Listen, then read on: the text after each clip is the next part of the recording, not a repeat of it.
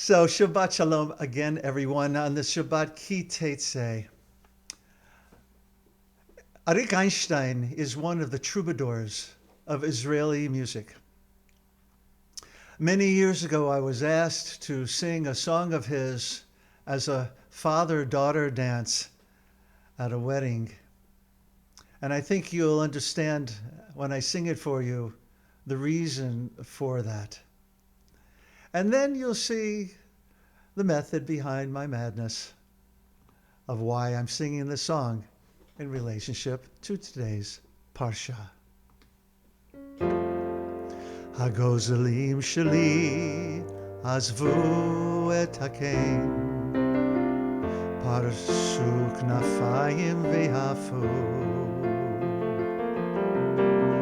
ואני ציפור זקנה נשארתי בקן, מקווה מאוד שהכל יהיה בסדר.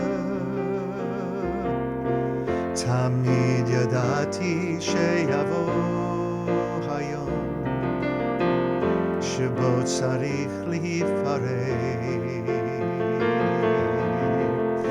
אבל עכשיו זה ככה בא לי פתאום, אז מה הפלא שאני קצת דואג? גוף גוזל חתוך את השמיים, טוס לאן שבא לך רק אל תשכח, יש נשר בשמיים גור לך.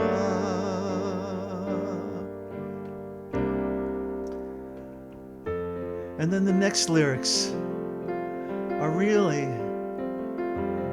I think about me and Renee and that we are empty nesters. For Arik Einstein goes on to sing, now it is only us in the nest. But we're together, hug me tight and say yes, don't worry, it's fun getting old together. I know it is the way of nature. I left the nest as well. But now when the time comes, I feel a lump in my throat. Uf gozal חתוך את השמיים, טוס לאן שבא לך,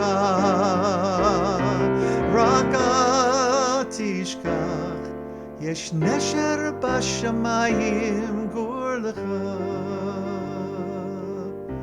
גור לך.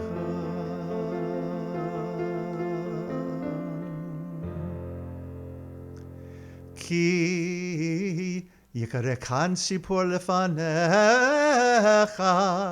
בדרך בכל עץ או הארץ, אפרוחים או ביצים, והאם רובצת על האפרוחים או על ביצים, לא תיקח האם על הבנים.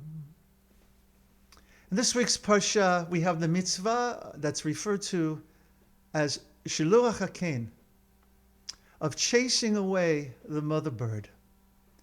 If along the road you chance upon a bird's nest, in any tree or on the ground, an eitz or aretz, with fledglings or eggs, and the mother, the ima, sitting over the fledglings or on the eggs, do not take the mother together with her young.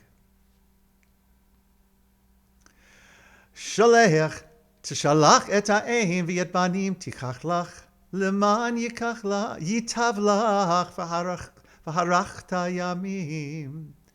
תשלח את האם, Shiluach haKen, let the mother go and take only the young, in order that you may fare well and have a long life.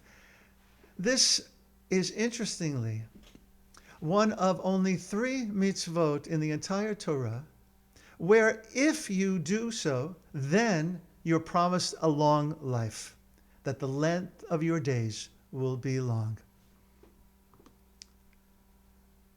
And then it continues. It's so in our Parsha with the second of these 3 mitzvot. And interestingly, it has to do with honesty. Evan shlema v'tzedek yiheh lach. You must have complete and honest weight. So we're not talking about how much you weigh.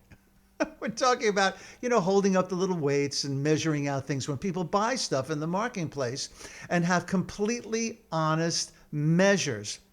If you are to endure long on the soil that your God, Yud He Vav He, is giving you. So you want to live a long life? Live an honest life. And then the third is kivud av ha'em, is to honor your father and mother, or mother and father, as it is repeated elsewhere in Torah. Shiluach haKen. Some fairly obvious reasons, perhaps, that we are to perform this mitzvah: not to be cruel to animals. In other words, we lend the same kinds of feelings to the mother bird as we would have if we lost a child. So do not be cruel to the mother. Chase the mother bird away. Of course, this is problematic with our modern ears and understanding, because do birds have feelings? Well, perhaps they do. We don't necessarily know. The second one is this: sustainability and preservation of the species. Obviously, if we kill the mother of any species along with its babies, then that species is very well going to be done for and will not be able to continue its kind. This midrash is new to me, and when I read it, I thought, I need to share it with my friends. There's an angel appointed over the birds. Did you know that?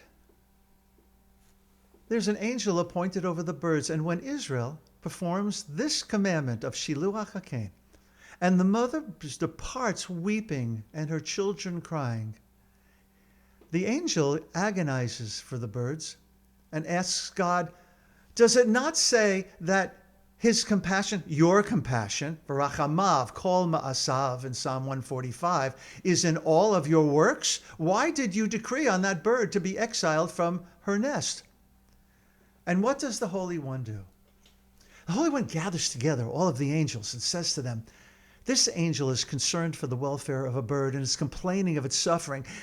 Is there none amongst you who will seek merit on my children Israel, and for the Shekhinah, which is in exile, and whose nest in Jerusalem has been destroyed, and whose children are in exile upon the hand of harsh masters? Is there no one who seeks compassion for them and will attribute merit to them? I guess that shut the angels up. And then the Holy One issues a command and says, for my sake, Bishvili I shall act, and I shall act for my sake, and compassion is thereby aroused upon the Shekhinah and the children in exile. So there is an arousal when we call out to God. Elecha Adonai Ekra, as Bina and I echoed before. We are exactly halfway through. We are exactly halfway through the month of Elul. This month of spiritual preparation for Yamim Noraim, the days of awesomeness. We have 2 weeks left to ask for forgiveness and to grant forgiveness.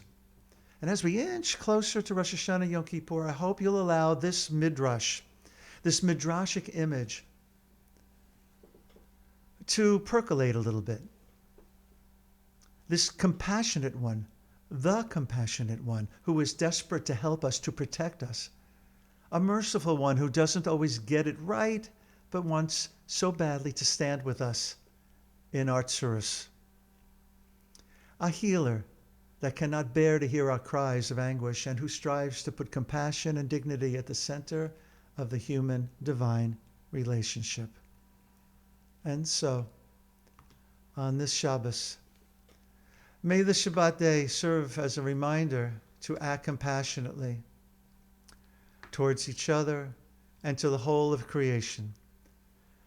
This year, I want to invite all of us to act as holy servants to divinity, giving ourselves and those around us the kind of compassion that we all desperately need. right now. Shabbat Shalom.